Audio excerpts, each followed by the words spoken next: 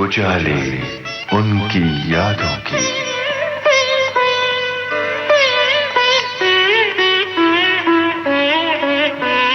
उजाले उनकी यादों की।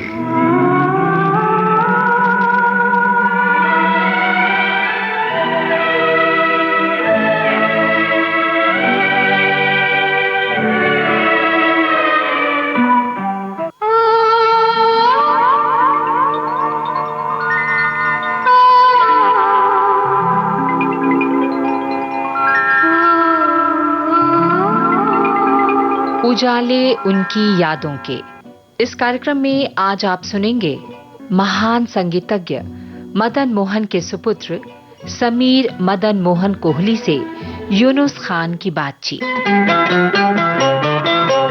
एक संगीतकार जिनकी धुनों में है मेलोडी का जादू।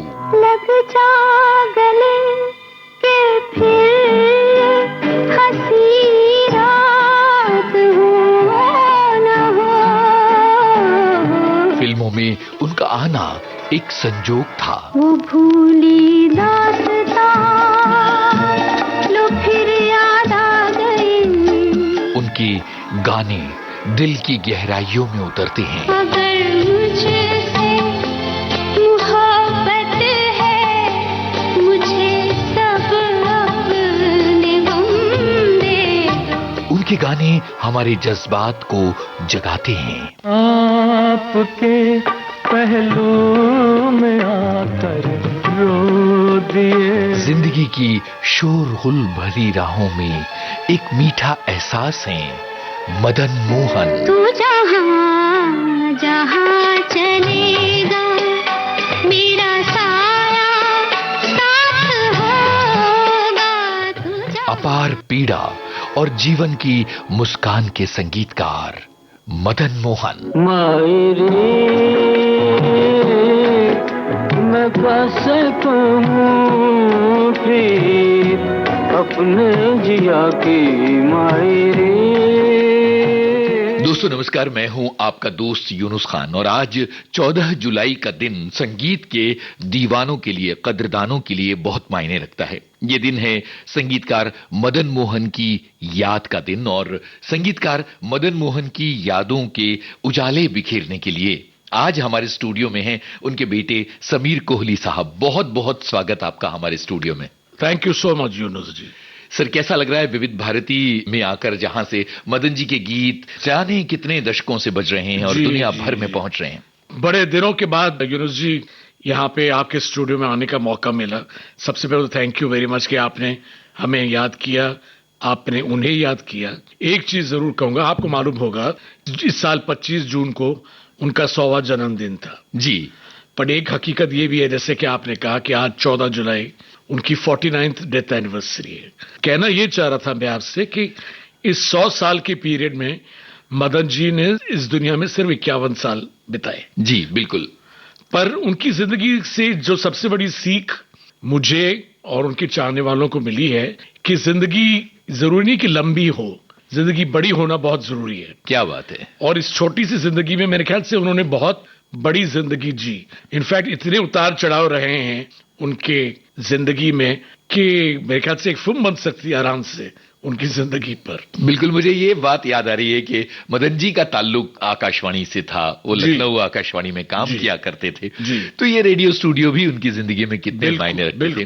पर मैं यहाँ आपकी इस शानदार बात की डोर पकड़ के ये कहना चाहता हूं कि ये जो इतने बरस हो गए उनको दुनिया से गए, पर आज भी उनकी जो प्रासंगिकता बनी हुई है, उनके प्रति लोगों की जो दीवानगी बनी हुई है, वो क्या जादू है उनके संगीत में, आप क्या डिकोड कर पाते हैं? सबसे पहले तो मैं आपसे ये कहूं कि जितनी शोहरत, जितनी इज्जत उनको उनके जाने के बाद मिली, उनको अपने जीते जी शायद कभी नहीं मिली जी। और यही दुख, यही गम उन्हें ले गया। मैं ये इसलिए कह रहा हूं क्योंकि मुझे लगता है कि उनमें बहुत सा संगीत बाकी था, बिल्कुल, लोगों को देना चाहते थे। पर अपनी जिंदगी के आखिरी 5-6 सालों में उन्हें कहीं ना कहीं ये लगने लगा कि लोग मुझे इतना पसंद नहीं करते, जितनी कामयाबी मुझे मिलनी चाहिए थी उतनी नहीं मिली। अब देखिए, अजीब इत्तेफाक की बात है कि उनकी जिंदगी की पहली ऑल इंडिया सिल्वर जुबली उनके जाने के 6 महीने बाद रिलीज हुई, जिसका नाम था मौसम जी। उनकी पहली जिंदगी की गोल्डन जुबली उनके जाने के 1.5 साल बाद रिलीज हुई, लैला मजनू जी। पहली बार जिंदगी में अगर उनका गाना बिनाका गीत वाला का number 1 song of the year बना तो उनके जाने के बाद ये कामयाबी देखने के लिए वो रहे नहीं, तो अच्छा लगता है।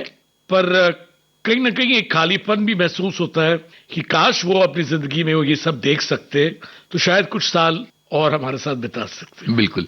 आपके पास बहुत सारी ऐसी कहानियां हैं मदन जी से जुड़ी हुई, कुछ पर्सनल यादें भी हैं और फिल्मी गानों से जुड़ी हुई कहानियां भी हैं। तो मुझे लगता है कि मदन जी को याद करते हुए हम अभी थोड़ी देर पहले जब आप आए तो गाना बज रहा था लग जा गले कि फिर ये हंसी रात हो ना हो, और आप बिल्कुल यादों के गलियारों में भटकने लगे। क्यों ना वहीं से शुरू करें। देखिए, सबसे पहले तो मैं आपसे ये कहूं कि मदन जी बड़े ही इमोशनल इंसान थे जी, और मैं कभी कभी सोचता हूं कि उनके दिल में ना जाने कितने हजारों कंपार्टमेंट्स रहे होंगे जहां अलग अलग लोग रहते हैं। जिस कंपार्टमेंट का मैं जिक्र आज अभी करने वाला हूं आपके सवाल का जवाब देने से पहले, उसका अगर जिक्र मैंने नहीं किया तो मुझे लगता है कि मैं मदन जी और उनके संगीत के साथ बहुत बड़ी नाइंसाफी करूंगा। जी।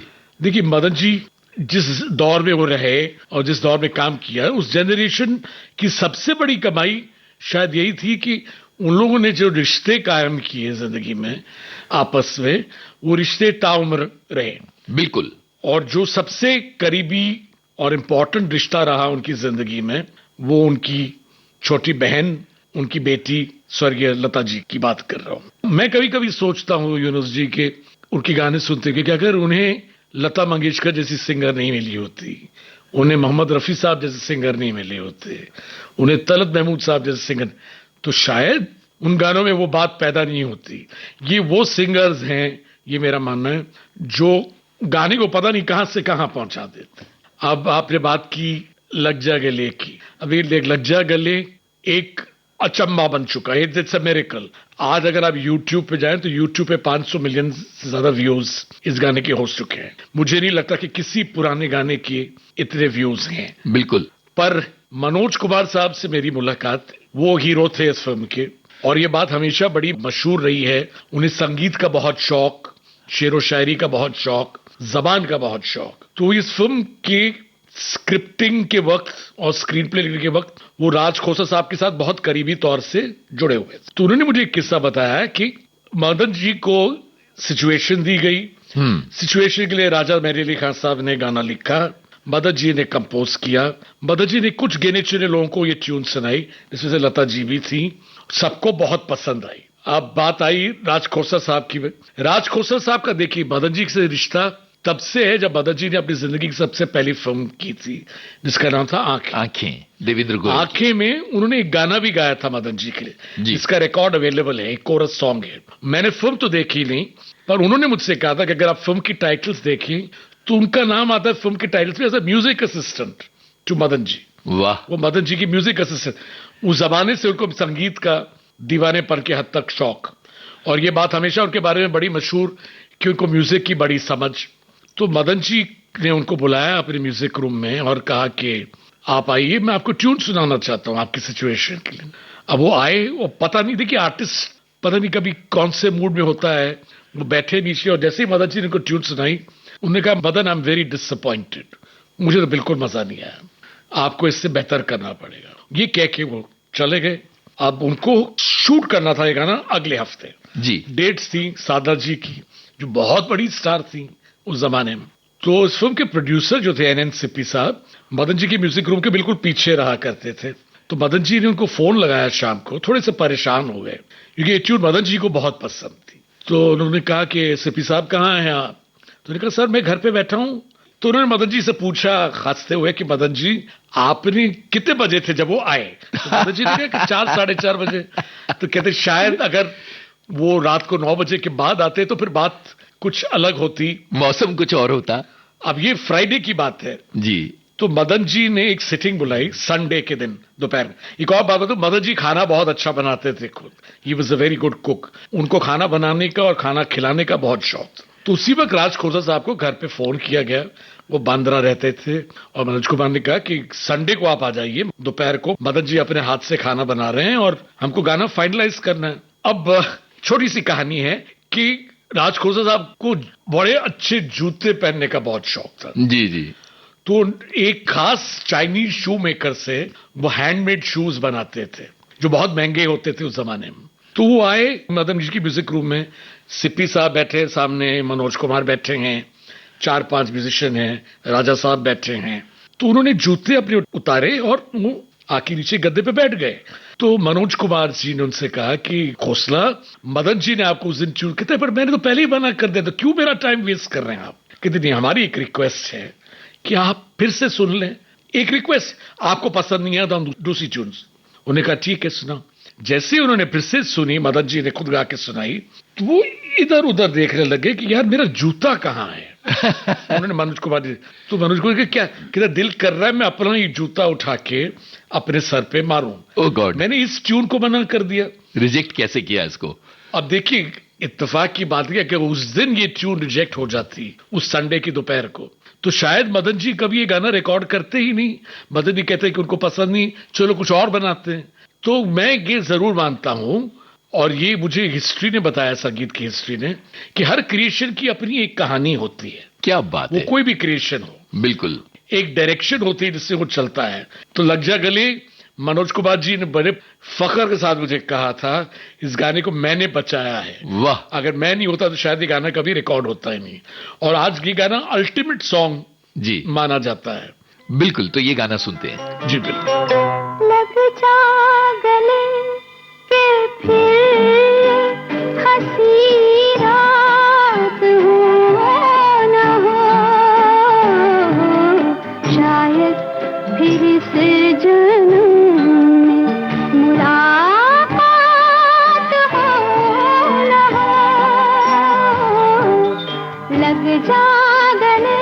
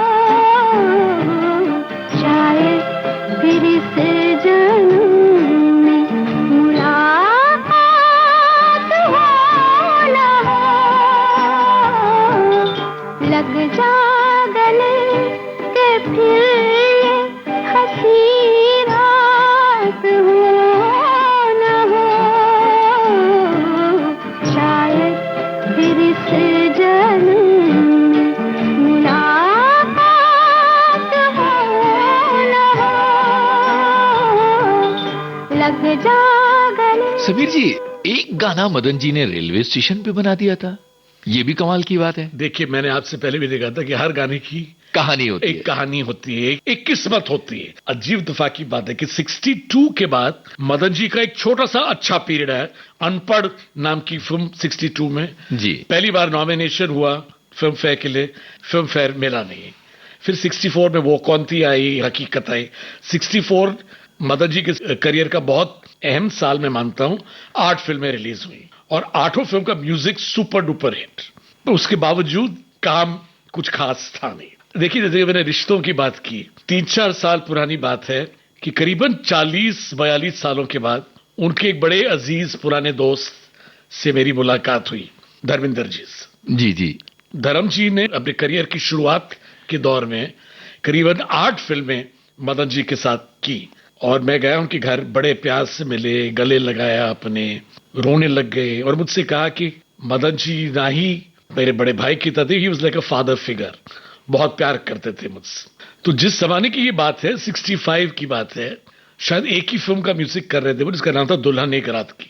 ये फिल्म थोड़ी सी डिले हो चुकी थी, शुरू हुई फिर बंद हो गई, फिर शुरू हुई, जिसके हीरो धर्मजीत। अब उनको गाना अगले 5 दिनों में रिकॉर्ड करना था, क्योंकि धर्मजीत कहते हैं कि हम लोग देहरादून जा रहे थे इस गाने को शूट करने, क्योंकि मदन जी थोड़ा से परेशान रह रहे थे, उन दिनों काम नहीं था। लता जी ने उनसे कहा कि मेरे पहचान के गुरुजी हैं जो नाला सुपारा नाम की जगह में रहते हैं और वो कुंडलियां पढ़ते, तो मैं चाहती हूँ कि आप उनके पास जाएं अपनी कुंडली लेके। तो मदन जी लता जी का कहा कौन टाले जी। अब उस जमाने में नाला सुपारा जाने के लिए एक शटल सर्विस होती थी, हर आधे घंटे एक ट्रेन होती थी। नाला सुपारा शायद इतना डेवलप नहीं था उस जमाने में जितना आज है। और आखिरी ट्रेन रात के 11:30 बजे की थी। तो धर्म जी कहते कि मैं, राजा मेहदी अली खान साहब, मदन जी के असिस्टेंट घनश्याम जी, हम लोग सब पहुंचे ट्रेन पकड़ने के लिए। आखिरी ट्रेन 11:30 बजे की। हम पहुंचे स्टेशन 11:40 जी। पता चला कि आखिरी ट्रेन निकल चुकी है और अगली ट्रेन सुबह की 6 बजे की। तो मदन जी ने कहा कि अब कहाँ घर जाएंगे वापस हम, तो चलो कल सुबह 6 बजे पहली ट्रेन में जाए। तो वो 11:15 और 6 बजे की पीरियड के दरमियान राजा साहब ने प्लेटफॉर्म पे बैठे हुए ये पूरा गाना लिखा है। गजब। ये गाना मदन जी ने वहीं कंपोज किया। और धर्म जी कभी कभी मजाक से कहते कि बहुत कम लोग थे अंधेरी स्टेशन पर, लोगों को लगा था कि ये लोग पता नहीं शायद पागल खाने से भाग के आए हैं कि ये आदमी जोर जोर से गाई जा रहा है प्लेटफॉर्म पे। और तो बड़ा अजीब हास्यपद सा माहौल हो गया वहां पे, पर गाना वही बना। और ये गाना मुझे बहुत पसंद है कि रफी साहब को गाना बहुत पसंद था। और ये गाना is a unique blend of western music और इंडियन म्यूजिक का बहुत खूबसूरत मिलन है। फिल्म दुल्हन एक रात की का रफी साहब का गाया हुआ है।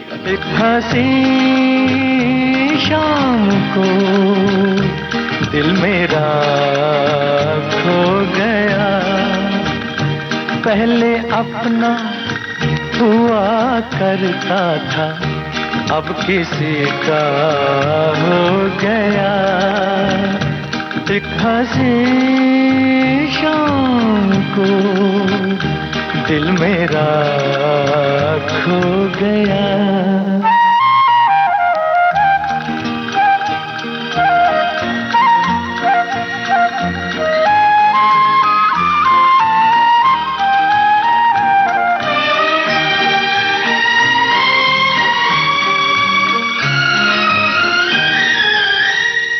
मुद्दतों से आरज़ू थी जिंदगी में कोई आए, सोनी सोनी जिंदगी में कोई शम्मा झिलमिलाए। वो जो आए तो रोशन जमाना हो गया। एक हंसी शाम को दिल मेरा खो गया।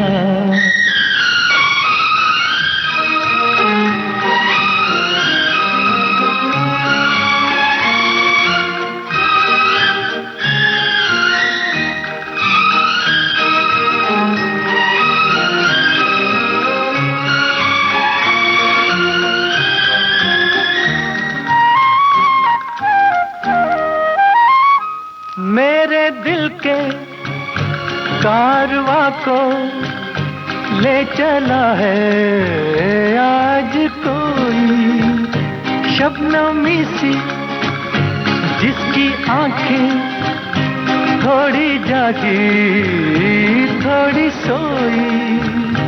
उनको देखा तो मौसम सुहाना हो गया, एक हंसी शाम को दिल मेरा खो गया। समीर जी, मैं बड़ा हैरान होता हूं जब मैं मदन जी की आवाज में नैना बरसे सुनता हूं, क्योंकि एक हिस्सा रिकॉर्डिंग का रह गया है। ये क्या कहानी थी कि शूट पर मदन जी की आवाज गई? नैना बरसे की बहुत लंबी कहानी है जी। नैना बरसे मदन जी ने 1948 में कंपोज किया था। ओ हो। ये राज खोसा साहब ने हमें बताया जी, जिस जमाने में वो मदन जी के असिस्टेंट हुआ करते थे। हाँ जी। और दोस्ती थी, रोज शाम को इकट्ठा बैठते थे।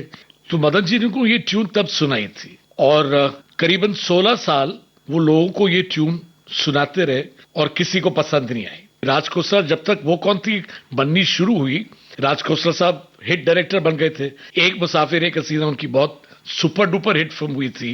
तो उन्होंने मदन जी को याद दिलाया कि तुम्हें याद है मदन, ये ट्यून तुमने बनाई थी उस वक्त, ये एक हॉन्टिंग सी ट्यून है, आलाप से शुरू होता है गाना, मुझे याद है। मैं चाहता हूं कि मेरे फिल्म का थीम सॉन्ग जो है वो ये ट्यून।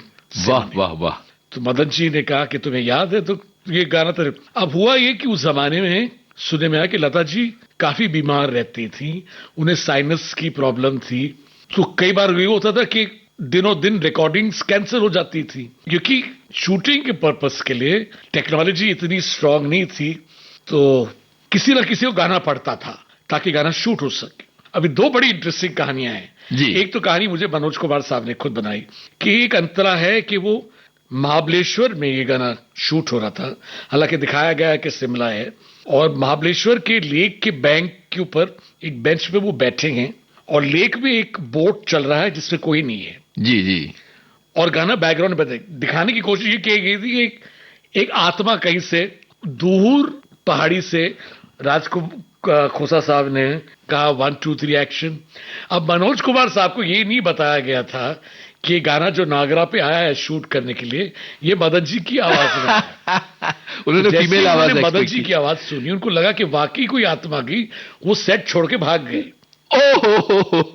और वो इतने घबरा गए कि बड़ा मजेदार बात हुई। उन्होंने फिर अपनी पंजाबी जबान में उनको कुछ बहुत अच्छी सी बातें भी सुनाई कि मुझे बताया क्यों नहीं आपने जी।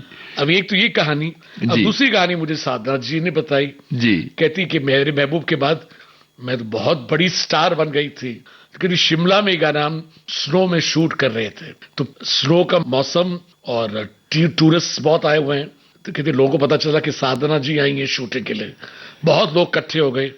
अब वही हुआ कि गाना शूट हो रहा है लड़की पे और आवाज लड़के की। तो एक सरदार साहब अपनी फैमिली के साथ आए थे, तो अपनी वाइफ से उन्होंने कहा कि ये क्या बात हुई, गाना पिक्चराइज हो रहा है लड़की पे और ये पिक्चर चलेगी नहीं, बिल्कुल ये फ्लॉप फिल्म है, चलो यहाँ से चलो।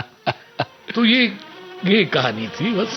क्या बात है, ये गाना सुनते हैं। अधूरा हूँ मैं अफसाना जो यादों चले आना, अधूरा हूँ मैं अफसाना जो यादों चले आना, मेरा जो हाल है तुझ बिन वो आकर देखते जाना, भीगी भीगी पलकें छम छम आंसू छलके, खोई खोई आंखें हैं उदास, नैना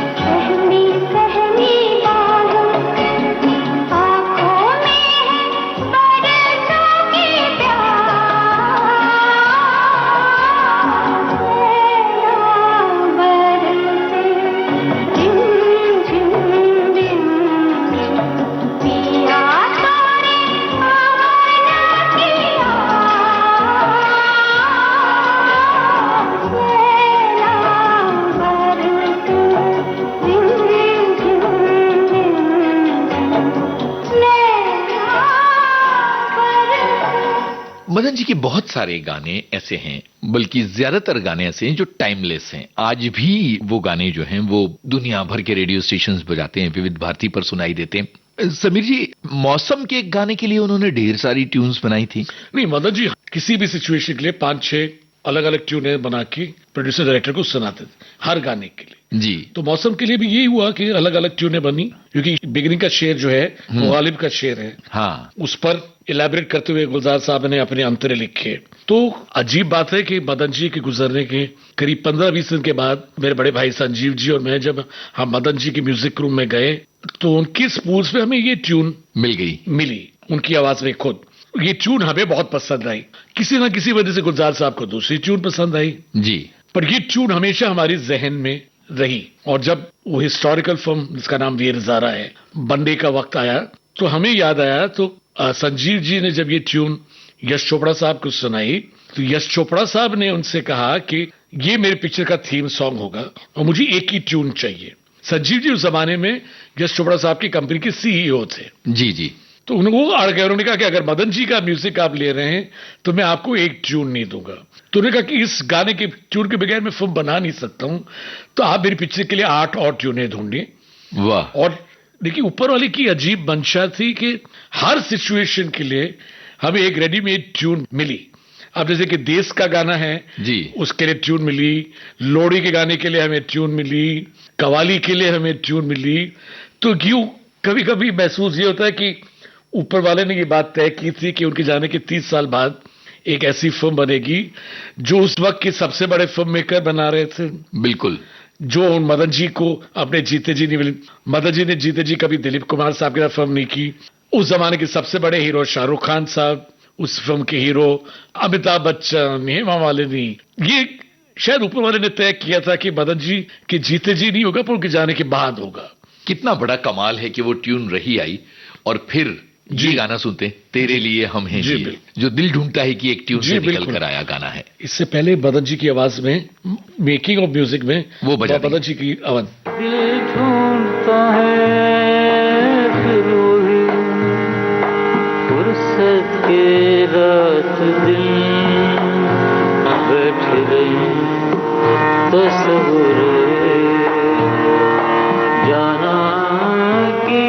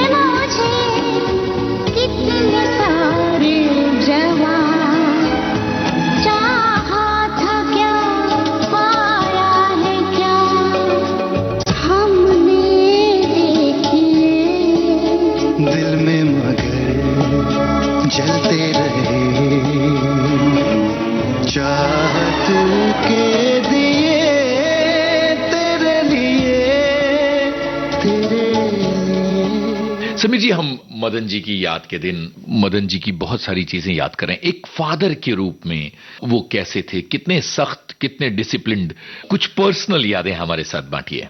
ये स्ट्रिक्ट और डिसिप्लिन तो बहुत ज्यादा थे। अनफॉर्चुनेटली बहुत कम लोग रह गए हैं अब यूनुस जी जिन्होंने मदन जी के साथ जीते जी काम। उनमें से एक आप भी जानते हैं बहुत अच्छी तरह से, उत्तम सिंह जी। बिल्कुल।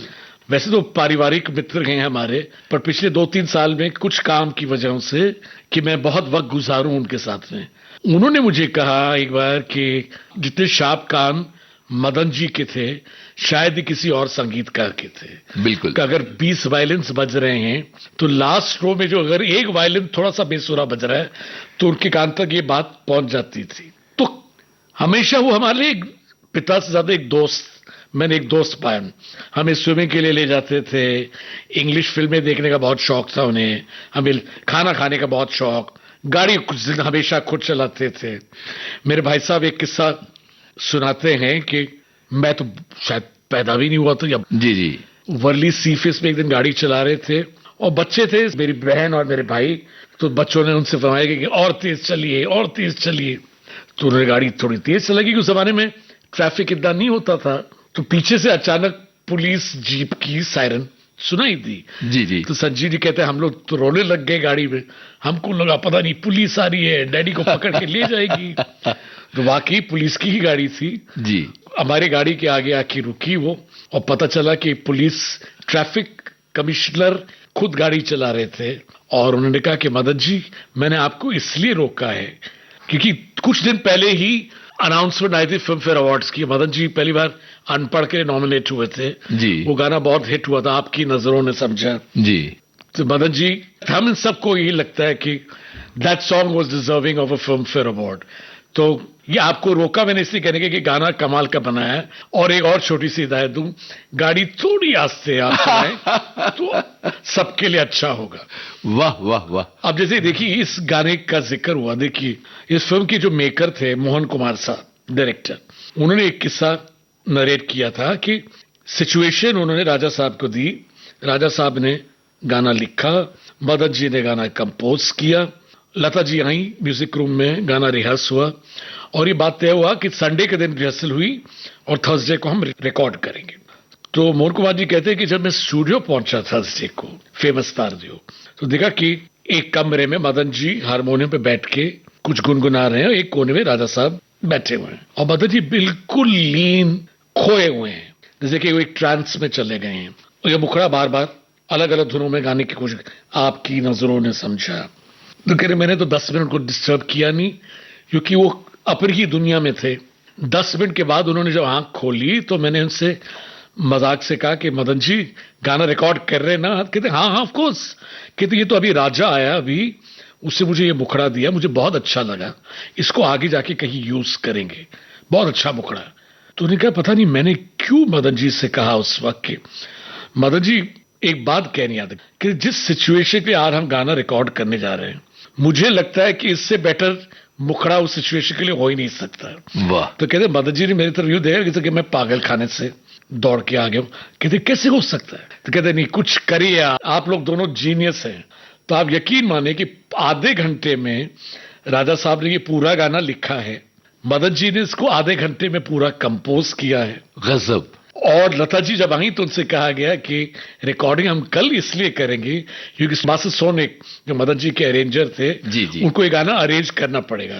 तो ये गाने की ट्यून टोटली चेंज हो गई वाह। With in half an hour. देखिए लता जी और मदन जी का रिश्ता कैसे होता है। सबसे पहले तो हमसे मैं कहूं, दुनिया जानती मदन जी की बहन थी वो। मदन जी की डेथ 1975 में हुई, मेरी मदर की डेथ 1980 में हुई। और मुझे याद है कि मेरे मदर की जब डेथ हुई तो वो घर आई हमारे और हम तीनों बच्चों को उन्होंने कहा कि अब तक तो मैं तुम्हारी बुआ थी, आज से मैं तुम्हारी माँ हूं। उफ, क्या बात। और अपनी जिंदगी के आखिरी दिन तक वो हमारे साथ यूं पेश आई जैसे कि एक माँ। उन्होंने मुझसे कहा कि मैं ये गाना रिकॉर्ड कर रही थी और उस दिन रिकॉर्डिस्ट का कैबिन में नॉर्मली प्रोड्यूसर डायरेक्टर होते हैं, जी हाँ, रिकॉर्डिस्ट होता है, लिरिक राइटर, म्यूजिक डायरेक्टर, खचा खच भरा हुआ था। ओहो। धर्म जी जिंदगी में पहली बार वो कहते हैं कि धर्म जी ने मुझसे कहा कि मैं रिकॉर्डिंग सुनने गया कि गाना रिकॉर्ड कैसे होता है ये गाना जी आपकी। तो कहती मैं थोड़ी सी और नर्वस होगी, गाना बड़ा मुश्किल। कहती मदन जी ने दूसरी टेक में ओके कर दिया। तो कहती कि मैं बैठी रही, मुझे मेरे मेहनताने का चेक मिल गया। मैं निकल रही थी, कहते कि मैंने जब तब देखा कि वही रिकॉर्डिस्ट कैबिन जो आधा घंटे पहले खचाखच भरा हुआ था एकदम खाली था, सिर्फ मदन जी अकेले बैठे और बहुत गुमसुम से मुझे नजर आए। तो कहती मैं थोड़ा सा डर गई, पता नहीं को पसंद नहीं आया या क्या बात। तो कहती मैंने बड़ डरते डरते दरवाजा खोला, उन्होंने कहा कि बेटी तुम अंदर आओ। और कहते मैं अंदर गई और उन्होंने मुझसे कहा मैं चाहता हूं कि तुम ये गाना, रिकॉर्डेड गाना फिर से बैठ के मेरे साथ सुनो। वाह। और उन्होंने कहा कि तुमने कमाल कर दिया। पर कहते कि आज मैंने एक फैसला किया है कि आज के बाद मैं तुम्हें तभी रिकॉर्डिंग पे बुलाऊंगा जब मुझे लगता है कि जिस गाने को मैं तुम्हें बुला रहा हूं तुम्हारे अलावा और कोई गा नहीं सकता है। क्या बात है। पर तुम्हें मुझे इसके बदले में एक वादा करना पड़ेगा कि मैं तुम्हें जब भी बुलाऊं रिकॉर्डिंग के लिए तुम मुझे कभी मना मत करना मेरी रिकॉर्डिंग के लिए। और क्योंकि हो सकता है कि मुझे छोटी फिल्में मिलती हैं, कभी कभी प्रोड्यूसर के पास तुम्हारे पैसे देने के लिए बजट नहीं हो, तो जितने पैसे कम होंगे उसकी भरपाई मैं कर दिया करूंगा। और कहते उनकी जिंदगी के आखिरी दिन तक, उसके बाद मैंने कभी उनकी रिकॉर्डिंग, हाँ कहते कभी कभी बीमार पड़ गई तो दूसरी बात है, पर मैंने कभी रिकॉर्डिंग मना नहीं की उनकी। क्या बात है, ये गाना सुन लिया जाए। जी जी हमें मंजूर है आपका ये फैसला, जी हमें मंजूर है आपका ये फैसला। कह रही है हर नजर बंदा परवर शुक्रिया, हंस के अपनी जिंदगी में कर लिया शामिल मुझे। दिल की धड़कन ठहर जा, मिल गई मंजिल मुझे, आपकी नजरों ने समझा।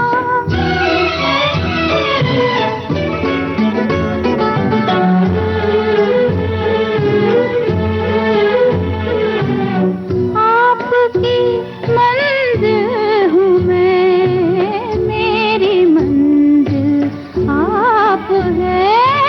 आपकी मंजिल हूँ मैं, मेरी मंजिल आप है। क्यों मैं तूफान से डरूं, मेरा साहिल आप है। कोई तूफानों से कह दे मिल गया साहिल मुझे। दिल की धड़कन ठहर जा, मिल गई मंजिल मुझे, आपकी नजरों ने समझा। समीर जी, बहुत सारी बातें मदन जी की हो रही हैं और हम ये देख रहे हैं कि ये जो गाने हैं ये बहुत जज्बाती करने वाले गाने हैं। मदन जी के गाने जो हैं वो दिमाग नहीं बल्कि दिल की गहराइयों में उतरते हैं। लेकिन कम लोग इस बात पर गौर करते हैं कि उन्होंने कुछ कॉमेडी गाने भी बनाए हैं और उनका कॉमेडी का फ्लेवर बड़ा कमाल का था। मैं चाहता हूं कि इस पर आप कुछ कहें। मेरे ख्याल से जब वो ऑल इंडिया रेडियो लखनऊ में रहे जी, तो वो एक टर्निंग पॉइंट रहा उनके करियर में, क्योंकि वहां से शायद उन्हें जबान का बहुत शौक हुआ। जी, तो ज्यादातर उन गानों को पसंद करते थे जिससे थोड़ी सी जबान अच्छी इस्तेमाल हो। अब जहां पे कॉमेडी सॉन्ग की बात है, मैंने जैसे आपसे कहा कि किशोर दा के साथ शायद उन्हें 8-9 फिल्में ऐसी की जिसमें वो हीरो खुद थे। अब वो कैरेक्टर्स जिस तरह से करते थे तो आप जानते हैं कि वो इंटरेस्टिंग कैरेक्टर्स होते थे, तो सिचुएशन के हिसाब से सिचुएशनल सॉन्ग्स हैं। बिल्कुल। तो इसलिए इनका जिक्र, क्योंकि जहां एक तरफ एक था अब्दुल रहमान आता है, सुनिए सुनिए आजकल की लड़कियों का प्रोग्राम जैसे गाने आते हैं, तो ये जरूरत है मनमोजी का, तो ये भी आते हैं। पर दूसरी तरफ आते हैं लता जी के, रफी साहब के बेमिसाल गाने जो आज भी हमें जज्बाती कर देते हैं। एक चीज और मैंने गौर की और वो ये है कि सितार की जो सजावट उनके गानों में होती है, जो रईस खान साहब का और उनका साथ था, उस पर आप कुछ कहेंगे? देखिए, बात फिर से आती है ऑल इंडिया रेडियो लखनऊ। जी जी बिल्कुल। लखनऊ उस जमाने में शायद इंडिया का कल्चरल कैपिटल माना जाता है जी, और जो नौकरी कर रहे थे वो बेसिकली वो म्यूजिक प्रोड्यूसर बन गए थे वहां पे। हाँ जी, रेडियो के लिए गाने रिकॉर्ड करते थे और हर शाम को सुना है की महफिलें जमती थी। जी। उस जमाने में बेगम अख्तर थी वहां पे, जिनसे बहुत करीबी रिश्ता था मदन जी का। तलत महमूद साहब उनके एक और बड़े बड़े अजीज जी दोस्त, वो भी वहीं मजाज थे। साहब थे वहां पे। जी उसी जमाने में वहां पे उनकी मुलाकात अली अकबर खान साहब से हुई। जी। और एक और बड़े अजीज दोस्त उनके वहां बने, उस्ताद विलायत खान साहब मरहूम। वाह वाह वाह। और पूरा जो 50s का दशक है, मदहोश से लेके शायद अदालत तक, जी या देख कभी न रोया तक, जितने भी गानों में सितार यूज हुआ है वो सब उस्ताद विलायत खान साहब ने उफ, बजाया है। क्या बात है, क्या बात है। और वो एक वक्त आया जब वो शायद मुंबई छोड़ के जा रहे थे, वो देहरादून सेटल हो रहे थे। तो मदन जी के पास आए और उन्होंने कहा, मदन मैं जा रहा हूं बॉम्बे से, ये मेरा भांजा है, ये बिल्कुल मेरे ही स्टाइल का, जो गायकी अंग सितार का तुम्हें बहुत पसंद है, बजाता है, तुम इसको सुनो और मैं चाहता हूं कि तुम इसकी सितार का इस्तेमाल करो। अब देखिए उस जमाने में मदन जी एक फिल्म कर रहे थे, एवीएम प्रोडक्शंस की फिल्म पूजा के फूल। हाँ हाँ। उसके लिए गाना उन्होंने रिकॉर्ड किया था, मेरी आंखों से कोई नींद लिए जाता है। ओरिजिनल गाने में उन्होंने पूरे संतूर का इस्तेमाल किया है, जो मरहूम शिव कुमार शर्मा जी ने बजाया। अब वो गाना उनको सुना रहे थे कि मैंने कल ही गाना रिकॉर्ड किया है ये, तो सामने सितार पड़ा था, तो रईस खान साहब ने सितार उठाया और उस ट्यून से इतने मुतासिर हुए, अगर मैं होता तो मैं शायद इस तरह बजाता आ गया, इस तरह के पीसेस करता। मदन जी सुन के उछल पड़े। देखिए उस जमाने में एसटीडी कॉल्स तो होते नहीं थे। जी हाँ। तो उन्होंने ट्रंक कॉल बुक की, एवीएम प्रोडक्शंस मद्रास की film, Madras trunk call book किया गया। एवी मैयप्पन साहब से बात हुई फोन पे, उन्होंने कहा कि सर मैं ये गाना फिर से रिकॉर्ड करना चाहता हूं, अगर आपकी इजाजत हो, और अगर पैसों की प्रॉब्लम तो मैं गाना अपने पैसों पे रिकॉर्ड करूंगा, but I want to record it in a different way. उनको भाई भाई का म्यूजिक मदन जी का इतना पसंद आया था, तो उन्होंने कहा sir no we have full faith in you. तो ये गाना फिर से रिकॉर्ड हुआ है, और ये रईस खान साहब का पहला गाना था मदन जी के लिए। वाह वाह। और मदन जी के आखिरी दिनों में कुछ अनबन सी हुई 1973 में, और मामला यहां तक आ गया कि मदन जी ने कहा कि अब मैं रईस खान साहब के साथ काम नहीं करूंगा। जी। अगर आप नोटिस करें तो सितार ही चला गया मदन जी के संगीत से। बिल्कुल, कितनी बड़ी बात है। तो मेरा ख्याल है यहाँ कौन सा गाना सुना जाए? पूजा के फूल सुने, दस्तक सुने? पूजा के फूल का गाना सुने जरूर, जो पहला गाना था जो रईस खान साहब ने। बिल्कुल, ये मेरी आंखों से कोई नहीं, ये गाना सुने। रात भर जागेंगे हम तुमसे छुप छुप के सनम, रात भर जागेंगे हम तुमसे छुप छुप के सनम, आँख झपके ना कभी चांद तारों की कसम, दिल मेरा आज इकरार किए जाता है, दूर से प्यार का पैगाम दिए जाता है, से कोई नींद लिए जाता है।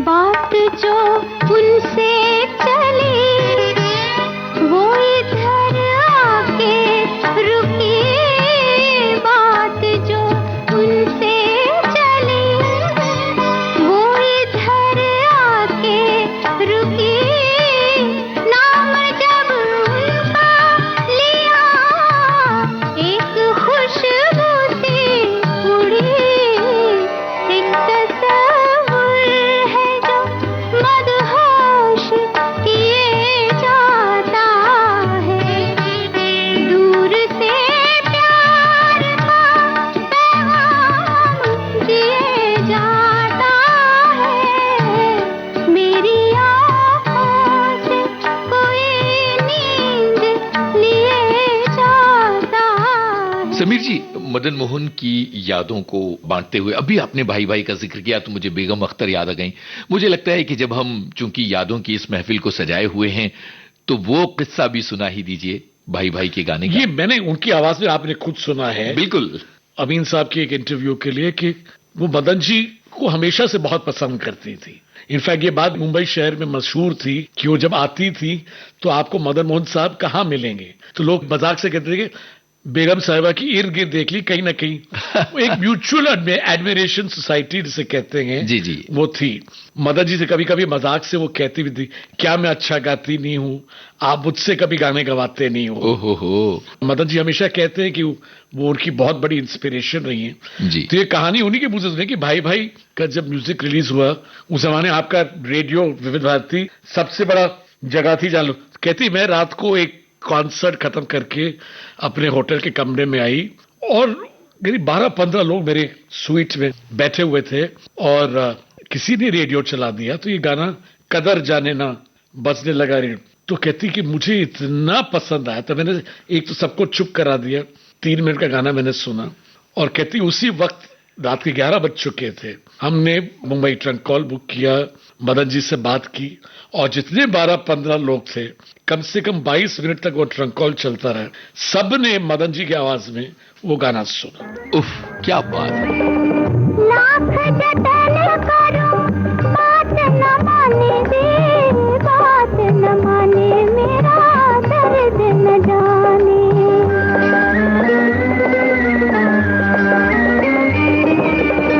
लाख जतन करूं बात न माने दे, बात न माने मेरा दर्द न जाने। कदर जाने ना ओ कदर जाने ना, मोरा बालम बेदर्दी दी, मोरा बालम बेदर्दी। कदर जाने ना ओ कदर जाने ना।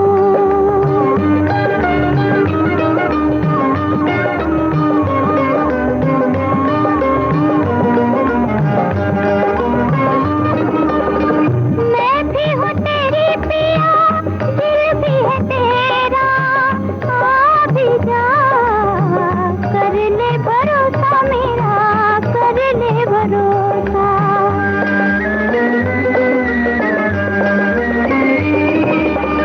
मैं भी हूँ तेरी पिया, दिल भी है तेरा, आ भी जा कर ले भरोसा मेरा, कर ले भरोसा। कदर जाने ना ओ कदर जाने ना, मोरा बालम बेदर्दी दी, मोरा बालम बेदर्दी।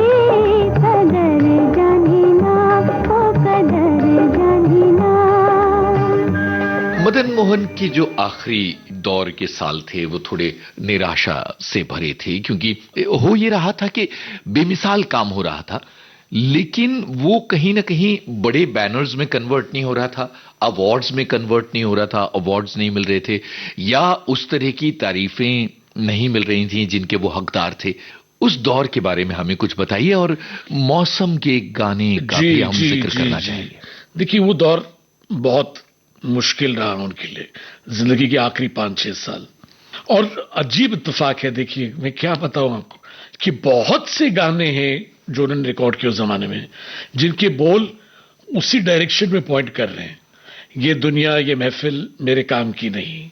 एक गाना था रस्म उल्फत को निभाएं, उसमें एक अंतरा है, दर्द में डूबे हुए नगमे तो हजारों हैं मगर साजे दिल टूट गया हो तो सुनाएं कैसे।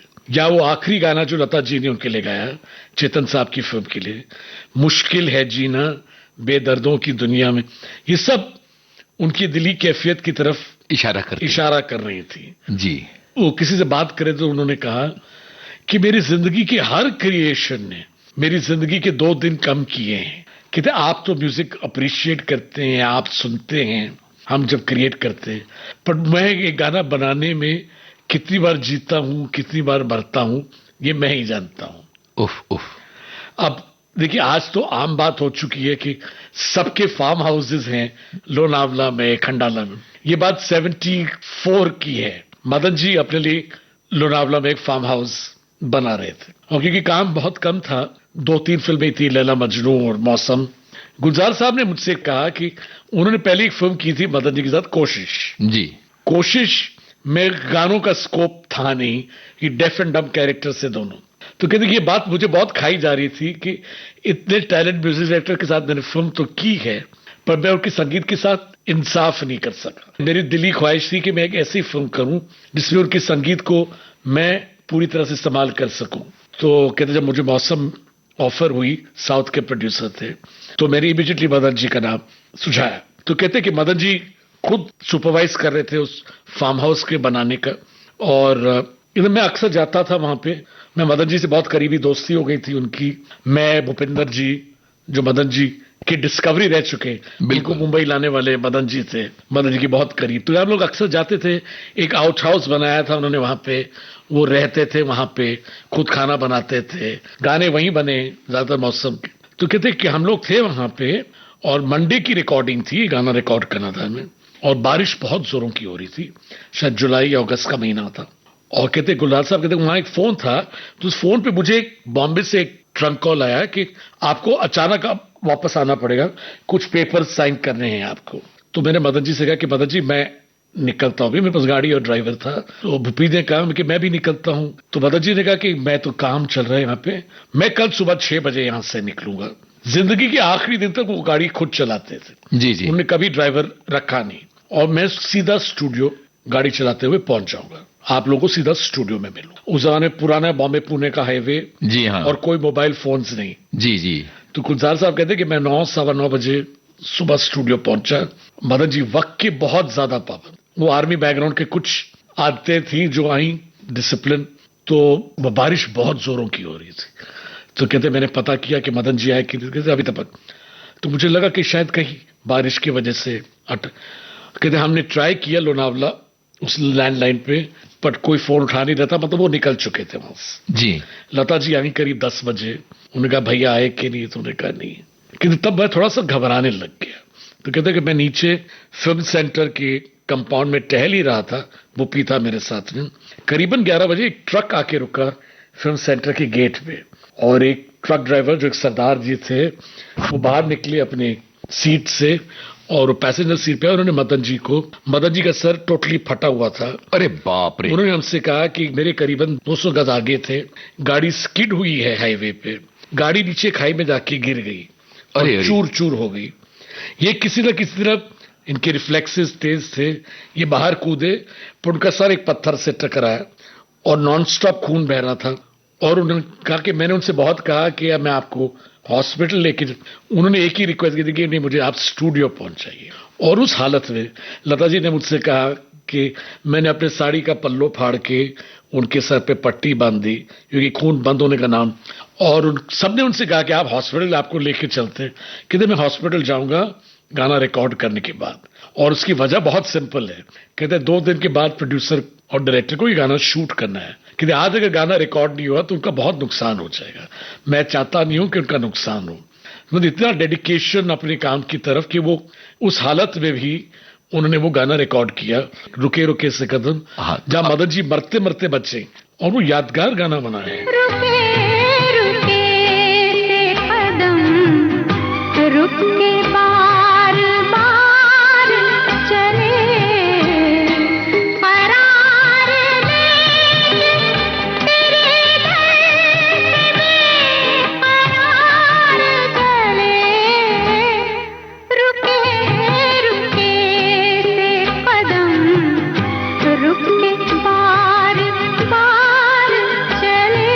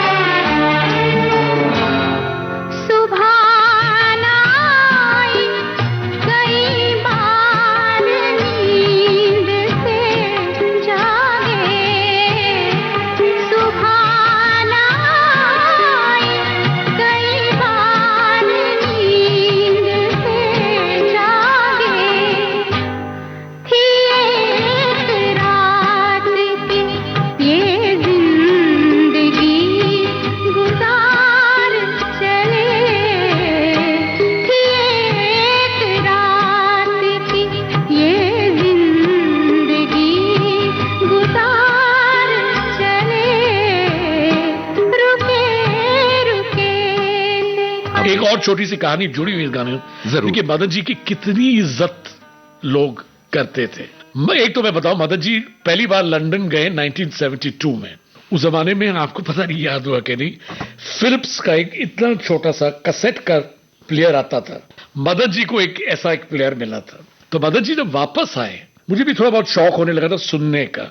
तो मदन जी ने मुझे एक सिंगर के कुछ कैसेट सुनाए जिनसे उनकी मुलाकात लंदन में मरहूम मेहदी हसन साहब अरे के साथ। और उनको तब पता था कि मेहदी साहब कितने बड़े प्रशंसक उनके संगीत के। जी। मदन जी के जाने के बाद 1977 में आपको मालूम एक हिस्टोरिक चीज हुई। जब 77 में मेहदी साहब पहली बार इंडिया आए तो उन्होंने हमसे कहा, मौसम 75 दिसंबर में रिलीज हुई, तो कहते कि जैसे कि गाना मैंने सुना रेडियो पे तो मैंने पाकिस्तान की ईएमआई कंपनी से इंडिया फोन करा के ये बात पता की कि मदन मोहन के स्टाइल का गाना कौन से नए संगीतकार ने बनाया है। और तब मुझे पता चला कि ये गाना मदन जी ने अपने जीते जी रिकॉर्ड किया था और ये फिल्म उनकी डेथ। तो कहना मैं यही चाह रहा था कि कितनी इज्जत कि वो ऐसे महान लोग। और मेहदी साहब की तो रिकॉर्डिंग्स है मेरे पास, अपनी महफिलों में अक्सर प्राइवेट महफिलों में वो मदन जी की गजलें गाया करते थे। जी हाँ। क्योंकि उनको फरमाइशें में आती थी जी, कि आप हमको मदन जी का कोई। तो कहना कि चलो कि मदन जी की शायद सबसे बड़ी कमाई यही रही कि उन्हें इज्जत बहुत ज्यादा मिली। बिल्कुल। आज अगर आप किसी भी क्लासिकल म्यूजिक की फ्रेटर्निटी के लोगों से बात करें, मेरी हाल ही में 100वें जन्मदिन के उपलक्ष्य में जाकिर भाई से बात हुई। जी। जाकिर भाई बहुत छोटे थे तो वो मुझसे यही कहते कि मैं तो 24 घंटे उनके इर्द गिर्द ही रहता। तो मदन जी जिस फिल्म म्यूजिक डायरेक्टर की सबसे ज्यादा इज्जत होती है जी, उस फ्रेटर्निटी में वो मदन जी ही थे। क्या बात है। बहुत सारी यादें मदन जी की आपने बांटी। और देखिए इतने साल हो गए, 100वां जन्मदिन हम लोगों ने मदन जी का मना लिया और आज उनकी याद का दिन हम मना रहे हैं। मदन जी के गाने टाइमलेस हैं, कालजयी हैं और सदा सर्वदा रहेंगे। और विविध भारती तो मदन जी की गाने बजाता रहा है और बजाता रहेगा। आज हम उन्हें श्रद्धांजलि अर्पित करते हैं, विनम्र नमन करते हैं और आपका बहुत शुक्रिया अदा करते हैं कि आप आए और आपने अपनी यादों के उजाले बांटे। नहीं, सबसे पहले तो मुझे आपका शुक्रिया करना चाहिए कि आपने मुझे ये मौका दिया कि उनके करोड़ों सुनने वालों से हम फिर से मिल सकें। देखिए मेरे लिए सबसे अच्छी बात यही मुझे लगती है, मैं अक्सर उनके कॉन्सर्ट्स इसलिए अटेंड करता हूं ताकि मैं उनके चाहने वालों से, उनकी संगीत के पसंद करने वालों से मुलाकात कर सकूं। Thank you so much. बहुत शुक्रिया। उजाले उनकी यादों के इस कार्यक्रम में अभी आप महान संगीतकार मदन मोहन के सुपुत्र समीर मदन मोहन कोहली से यूनुस खान की बातचीत सुन रहे थे।